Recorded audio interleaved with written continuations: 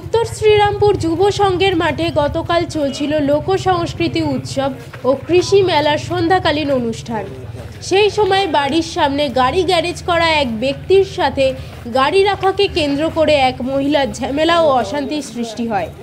সেই সময় ওই মহিলার সাথে অভদ্র আচরণ এবং তাকে হেনস্থার অভিযোগ ওঠে প্রাক্তন এক সিআরপিএফ জওয়ানের বিরুদ্ধে। আর এমন সময় সেখানে গন্ডগোল ও ঝামেলা দেখে পুলিশ অভিযুক্ত ওই ব্যক্তিকে ধরতে গেলে পুলিশের উপর চড়াও হয়ে পুলিশকে মারধরের অভিযোগ ওঠে ওই শ্রীরামপুর এলাকার বাসিন্দা অনল দে নামের ব্যক্তির বিরুদ্ধে। শুধু একজন পুলিশকর্মীই নয়, একাধিক পুলিশকর্মীকে মারধর করে বলে অভিযোগ ওই সিআরপিএফ প্রাক্তন জওয়ানের বিরুদ্ধে। ধৃতকে সোমবার পূর্ব বর্ধমান জেলার কাল্লা মহকুমা আদালতে তোলা হয় 10 দিনের পুলিশি হেফাজত চেয়ে। ধৃত ওই ব্যক্তির স্ত্রী জানান, গ্যারেজ করা হয়েছিল গাড়ি বাড়ির সামনেই। সেখানেই গাড়ি রেখে এক ব্যক্তি ও তার স্ত্রী পয়সা না দিয়ে চলে যাচ্ছিল। সেই সময় তাদের সাথে একটি ঝামেলা ও অশান্তি হয় তার স্বামীর।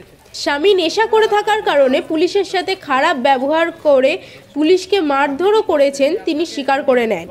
পুলিশের তরফে জানা গিয়েছে, কর্তব্যরত পুলিশ কর্মীদের মারধরের অভিযোগে অভিযুক্ত ব্যক্তিকে 10 দিনের পুলিশি হেফাজতে কাল্লা আদালতে পাঠানো হয়েছে এদিন সোমবার।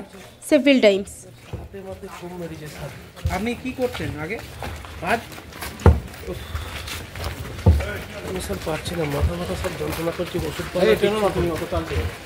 ওষুধপালা কিছু করিনি এখনো পর্যন্ত। না, হঠাৎ পুলিশকে তাহলে পুলিশকে মারতেই যায়নি স্যার, আমাকে মেরেছে স্যার। দেখতেই পাচ্ছেন দশা আমার কি ক্ষমতা আছে আমি কারোর গায়ে হাত দেবো? আমি আজ আপনি কি জটিল কিছু সমস্যায় ভুগছেন? সমাধান পেতে চান? যোগাযোগ করুন প্রখ্যাত জ্যোতিষ ও তান্ত্রিক মনসারাম ভট্টাচার্যের কন্যা মনসা কন্যার সাথে।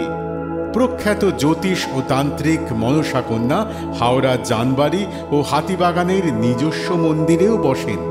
যোগাযোগ 9830106967 আর 9239655323।